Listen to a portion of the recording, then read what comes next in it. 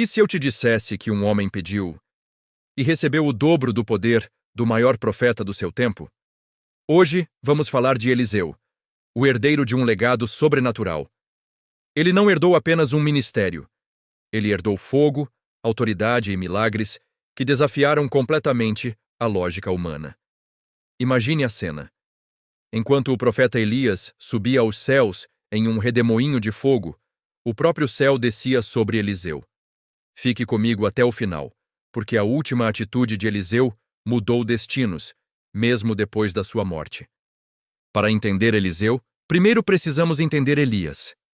Elias era o profeta do fogo, dos momentos decisivos, dos confrontos épicos no Monte Carmelo. Já Eliseu era o profeta da constância, aquele que caminhava entre o povo. Ele não apenas anunciava o poder de Deus. Ele tocava as feridas, entrava nos lares, restaurava famílias e multiplicava o impossível no dia a dia das pessoas. Enquanto Elias era como um trovão que ecoava à distância, Eliseu era a chuva mansa que regava a terra seca, trazendo vida por onde passava. A sua jornada nos ensina que o poder de Deus não se manifesta apenas em grandes espetáculos, mas também nos pequenos atos de fé e obediência. Mas antes de todos os milagres, antes da porção dobrada, houve um chamado que exigiu tudo. Eliseu não estava num seminário ou num templo. Ele estava no campo, arando a terra com 12 juntas de bois. Era um homem de trabalho, com um futuro planejado. De repente, Elias se aproxima e, sem dizer uma única palavra, lança o seu manto sobre ele. Um gesto simples, mas carregado de significado. Era o chamado para uma nova vida. Um novo propósito. E a resposta de Eliseu foi radical, chocante. Ele não pediu um tempo para pensar. Não negociou os termos. Ele voltou, pegou a junta de bois com que trabalhava, sacrificou os animais, usou a madeira do arado para fazer uma fogueira e ofereceu a carne ao povo. Pense nisso por um instante. Ele queimou o arado, sua ferramenta de trabalho.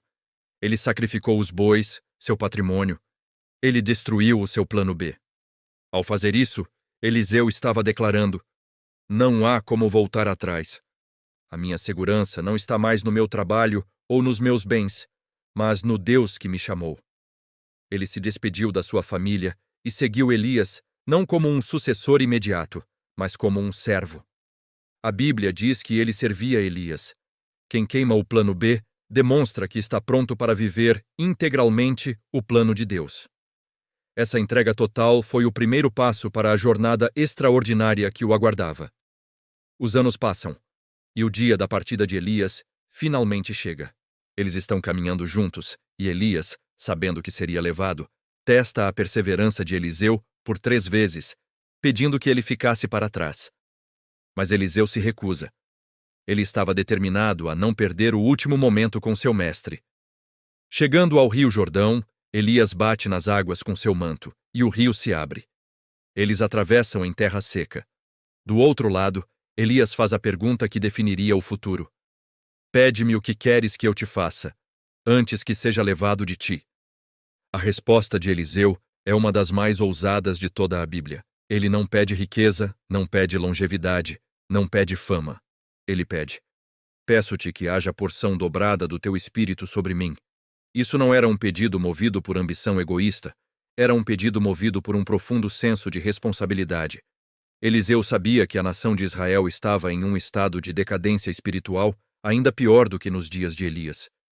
Ele sabia que para continuar a obra, para enfrentar os desafios que viriam, ele precisaria de mais. Ele precisaria do dobro.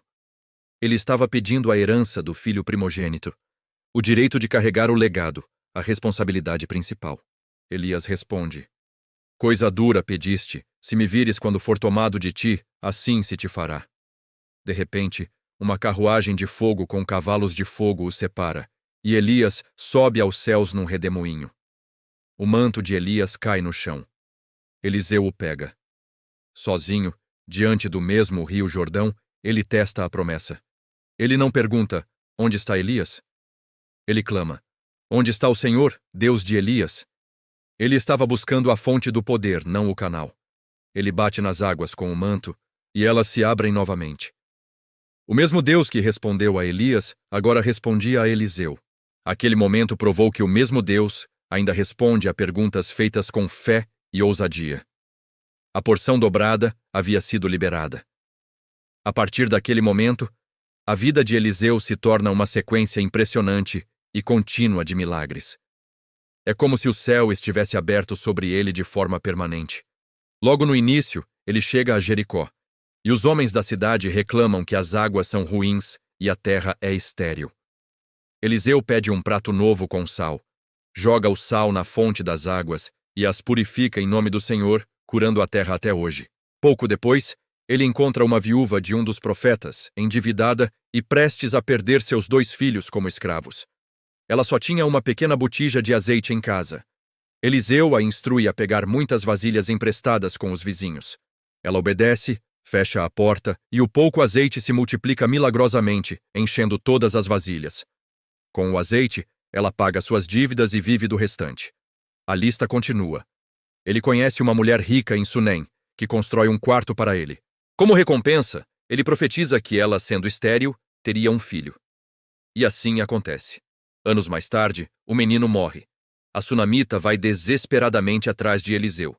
Ele vai até a casa dela, deita-se sobre o corpo do menino e o ressuscita. Em outra ocasião, durante um tempo de fome, um de seus servos faz um cozido, mas acidentalmente coloca uma planta venenosa na panela. Quando os homens gritam, "A morte na panela!", Eliseu simplesmente joga um pouco de farinha e purifica a comida, tornando-a segura para todos. Ele multiplica 20 pães de cevada para alimentar 100 homens, e ainda sobra. Ele cura Naamã, o comandante do exército sírio de lepra, instruindo-o a mergulhar 7 vezes no Rio Jordão. E talvez um dos milagres mais curiosos. Um dos filhos dos profetas está cortando madeira perto do rio, e a cabeça de ferro de seu machado, que era emprestado, cai na água. Ele se desespera. Eliseu corta um galho, joga na água, e o ferro flutua até a superfície. Milagres públicos, milagres privados.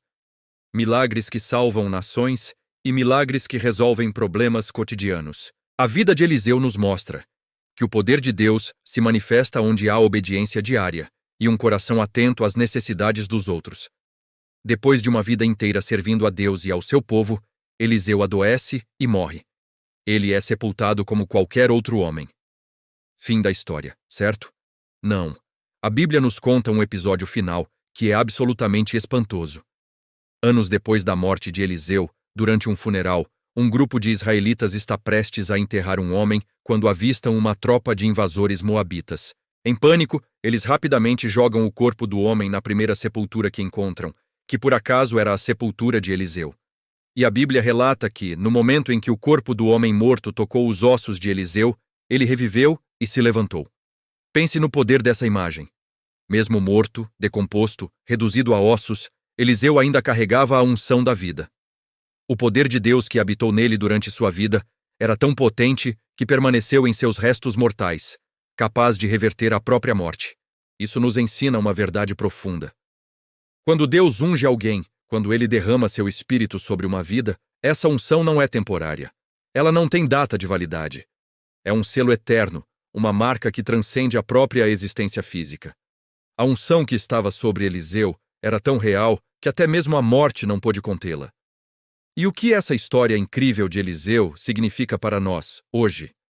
Talvez você esteja se sentindo como Eliseu antes do chamado, ocupado com suas tarefas, no campo da sua vida, se sentindo comum demais, anônimo demais, talvez até esquecido por Deus.